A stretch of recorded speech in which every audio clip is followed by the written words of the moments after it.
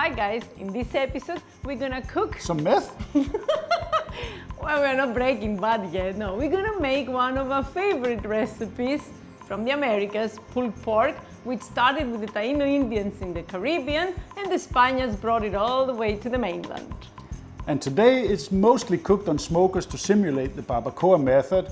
We're going to show you how you can make it in your oven. But equally tasty, so stick around. This time we've chosen to use a pork neck. I have here 3.5 kilo of beautifully fat marbled pork neck from Greek pigs. And actually it's bone in. Oh, so that's extra flavor, right? Exactly that. I always get it bone in if you can. Always, because that gives a lot of flavor. But first we have to make a dry rub.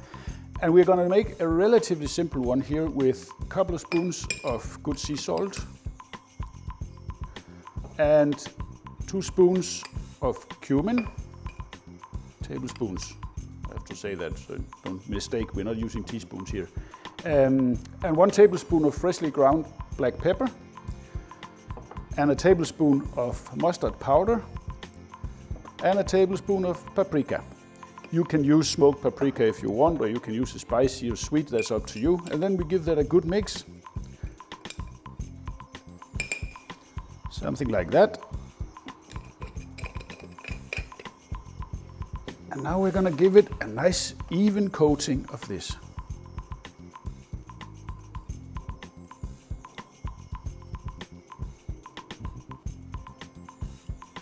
I love the shaker, that's very practical.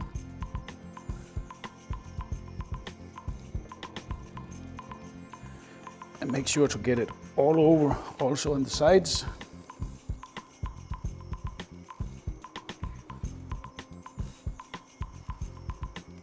All nice and coated. We set this aside so it can sweat a bit so the rub can adhere.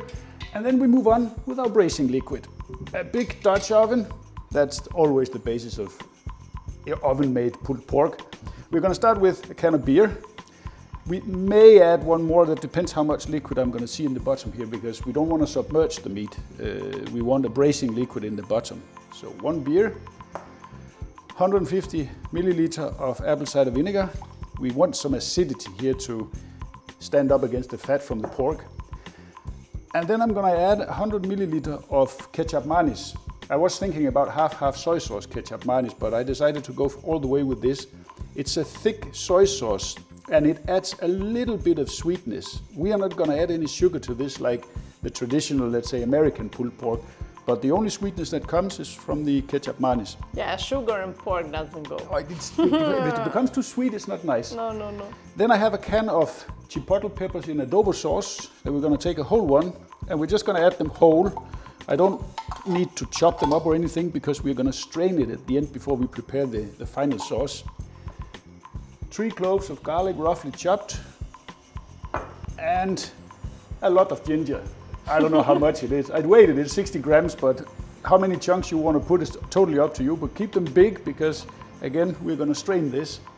And then for the barbecue element, we're going to add some liquid smoke. This will give you that barbacoa flavor that you want. So you want to have, don't put too much because it's quite strong, so give this a good mix.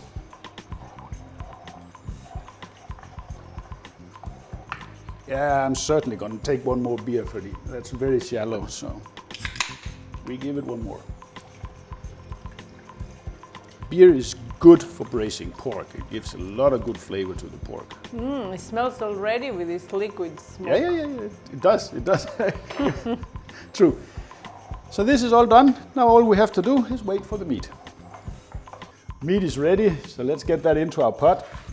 See if I can lift it up here. There we go. And we simply just put it on top.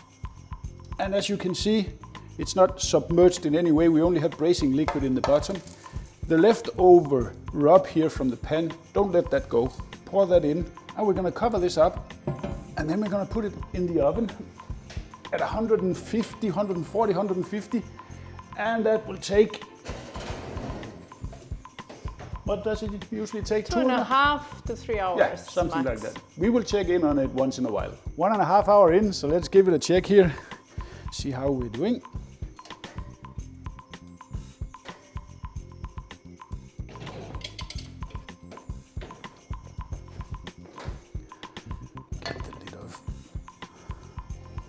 but it definitely smells good.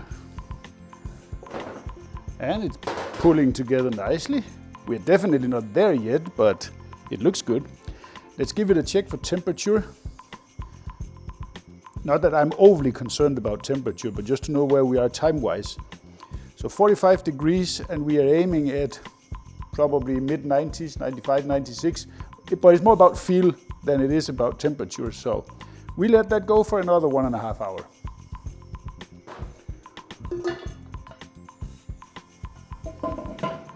3.5 hours in, it took a bit longer than we expected. Let's take a look.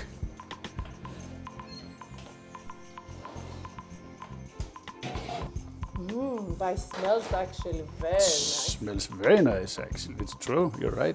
And the sauce looks nice and thick. Actually, I did add half a liter of water in the middle because it was getting a little bit too thick. Yeah, and this feels like soft as butter. This is what you go for, the feeling here. And the center is 93, 94, and the carryover will take it a little bit longer. Now we want to put it back in the oven, and then we're going to put it under the broiler for a couple of minutes, 4 or 5 minutes, to give it some color and some crust so that gets started. 5 minutes, let's have a look. Oh, that looks absolutely amazing. Look at the crust on it. It's beautiful. Ooh, that's the color you want to see. Yeah, and this one here, it's all crusty and nice. Let me see if I can get this out without falling apart, because this is Quite tender, I would say. completely. But that went easy. So, now we want to cover this with some foil.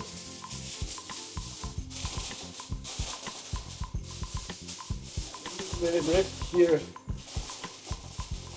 or maybe half an hour. So we leave that there, and then we continue with our sauce. First, we have to strain out all of this goodness here, because this is an absolute flavor bomb of sauce.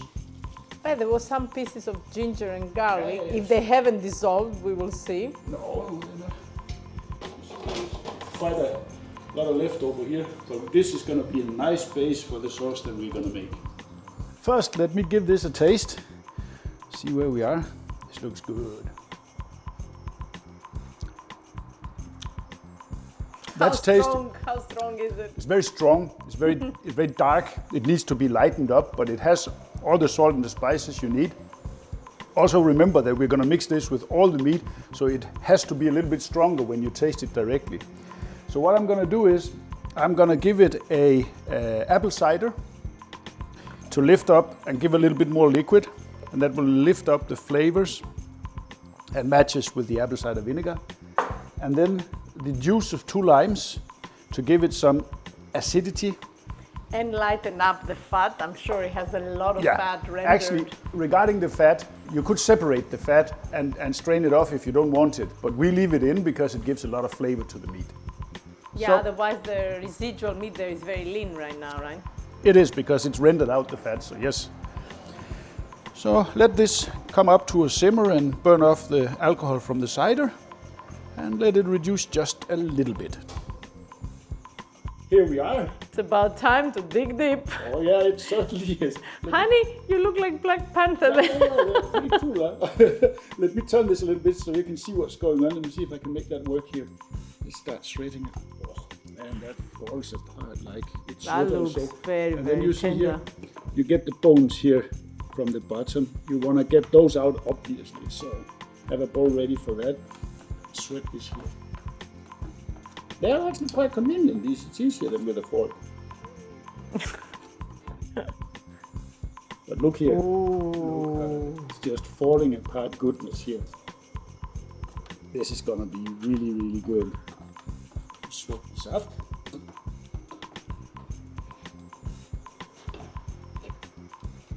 Now, actually, I want to give this a taste. So, let me add a little bit of sauce to this.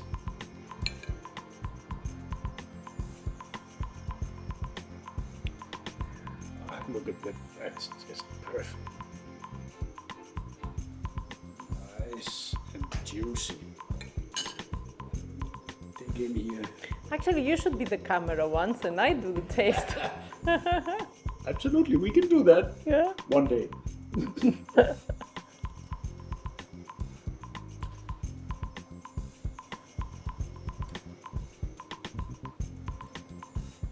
That's just perfect pulled pork. I couldn't have done this better in the smoker.